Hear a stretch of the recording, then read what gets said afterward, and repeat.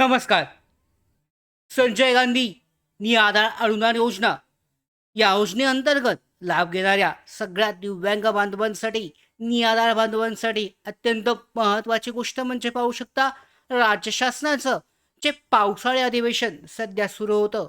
या पावसाळी अधिवेशनाचा आजचा हा शेवटचा दिवस होता आणि पाहू शकता ज्या सुरुवातीला बच्चू कडू यांनी ज्या मागण्या केल्या होत्या, यामधल्या कोणत्या मागण्या राज्य शासनाकडून मान्य करण्यात आली आहेत, कोणकोणत्या नवीन योजनांसाठी मागणी करण्यात आली होती, तर त्या अंतर्गत कोणता योजना मान्य झाल्या आहेत, निधीची पुरवठा जो आहे, निधी किती मान्य झाला आहे, या संदर्भात सगळ्यात महत्त्वाची अपडेट आजच्या व्हिडिओमध्ये आपण जाणून घेणार आहोत की राज्य शासनामार्फत पावसाळी अधिवेशनामध्ये दिव्यांग बांधवांसाठी, निराधार योजनेच्या लाभार्थ्यांसाठी काय काय निर्णय घेण्यात आले आहेत, सगळी माहिती आजच्या व्हिडिओमध्ये जाणून घेऊयात.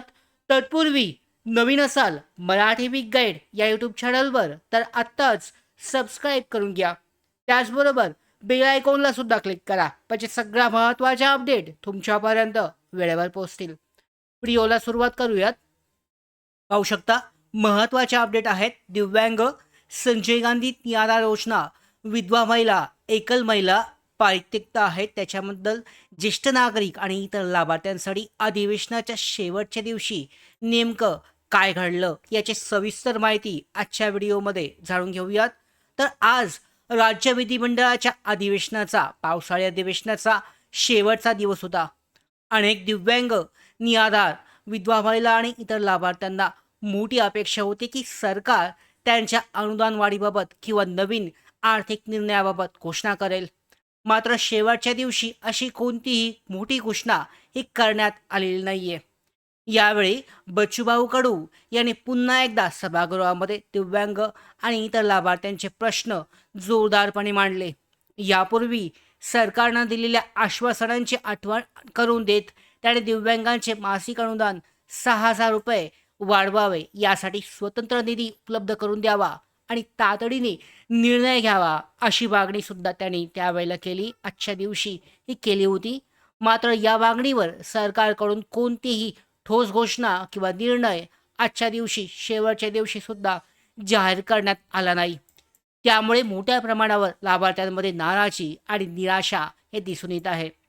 सगळ्यात महत्त्वाची गोष्ट म्हणजे, महत्त्वाचा मुद्दा म्हणजे, शासनाने अनेक योजनांसाठी परिपत्रकं आणि शासन निर्णय हे काढले आहेत, पण प्रत्यक्षात त्या योजनांची अंमलबजावणी अनेक ठिकाणी ही प्रभावीपणे होत नसल्याचा आरोप सुद्धा करण्यात आला आहे.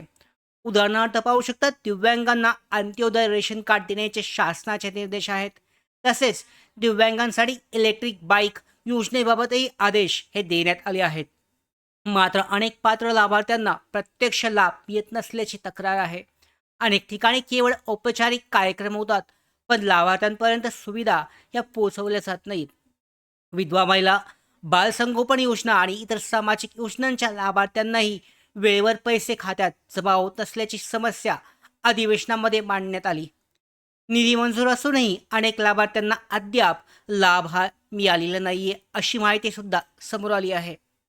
तर दिव्यांग शेतकऱ्यांच्या कर्जमाफीसाठी सुद्धा मुद्दा हा उपस्थित करण्यात आला असून यापूर्वी आश्वासन देण्यात आले होते. मात्र त्याबाबत सुद्धा कोणताही नवीन निर्णय किंवा शासनादेश हा जाहीर करण्यात आला नाही.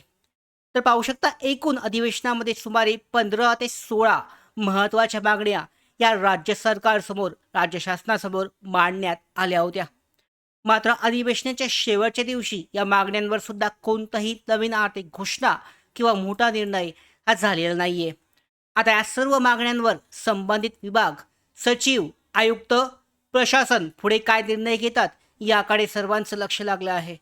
पुढील काही दिवसामध्ये नवीन शासन निर्णय, निधी वाटप किंवा अनुदान वाढीबाबत कोणतेही अधिकृत अपडेट आले तर ते तुमच्यापर्यंत पोहोचवण्याचं काम आपण असंच करणार आहोत. तर सध्या तरी दिव्यांग, विधवा, निराधार आणि लाभार्थ्यांना आणखी काही काळ प्रतीक्षा करावी लागणार आहे. मात्र पुढील काळामध्ये सरकार सकारात्मक निर्णय घेईल अशी अपेक्षा मात्र व्यक्त केली जात आहे.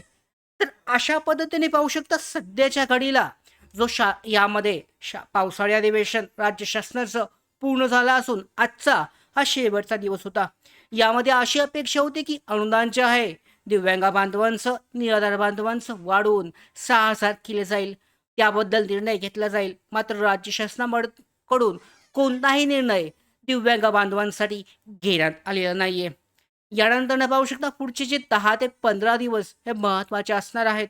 कारण या 10 ते 15 दिवसांमध्ये नवीन शासन निर्णय जे आहे, नवीन योजनांसंदर्भातले हे येऊ शकतात. जे काही निर्णय पावसाळी अधिवेशनामध्ये झालेली आहेत, त्या निर्णयांची अंमलबजावणी केली जाऊ शकते.